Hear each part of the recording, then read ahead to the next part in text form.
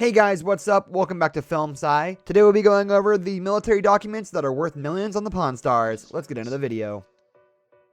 Who knew documents signed by presidents were actually sellable in that their monetary value was no less than $1,000 per parchment? Well, Jeff hit the jackpot, who is the owner of these military documents, which are a physical illustration of Lorenzo W. Cook's journey through the military ranks.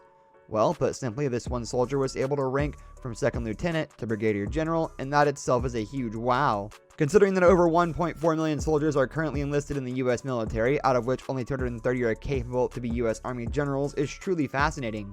The person of interest, General Lorenzo, was able to climb through the ranks on his way to be a very respected and honored general through at least 8 documented presidencies. So it's obvious to assume that this person is a very consistent and well-trained soldier of the Army.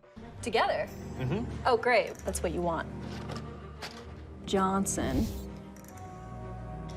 The main thing I'm looking for here is... Another thing that you have is the Secretary of War during Chester Arthur's presidency was Robert Todd Lincoln. It's not easy to become a general on its own, and what's more amazing is that this single person was awarded his ranks by 8 different presidents of the USA throughout his lifetime, and these up-rankings were documented and signed by such presidents. And Theodore Roosevelt again, and Taft again. With the Brigadier General. This is Brigadier General. Seems like the guy moved up pretty far through the ranks in the military. Oh, yeah. So how much do you want for the stuff? I was thinking about 10 to 12,000. That's a lot of money. Do 7 of them. They seem to be all tied together to one soldier, which makes an interesting story, and that can be a big selling point to collectors. Jeff came into the pawn shop with a demanding figure of about $10,000 to $12,000 for these 8 military documents, alongside General Lorenzo's various medals and achievements as well.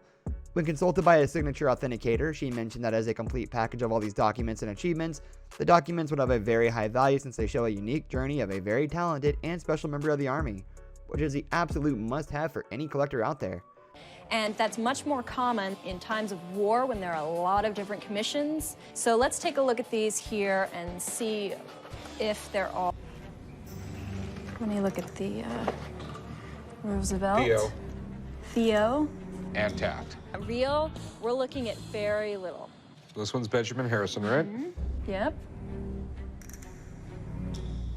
After verification, the woman found out that 8 of the presidential signatures, only one of them was a fake.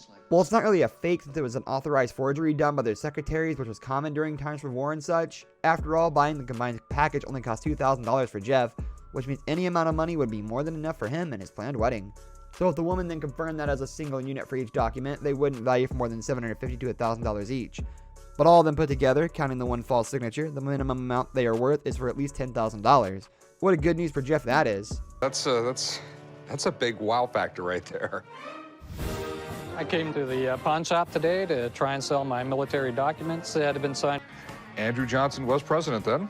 Some people consider the worst president in the United States history. And, Guy. This was Lorenzo W. Cook. second lieutenant in 1866.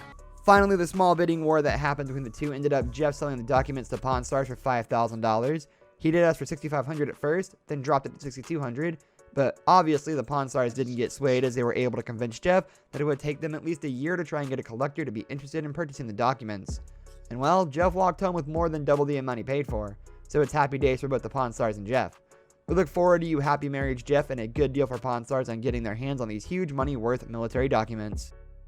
That's going to do it for today's video, guys. Thank you for watching. If you enjoyed the video, leave a like on the video, and don't forget to subscribe to our channel so you don't miss out on any of our videos in the future. Catch you next time. Goodbye.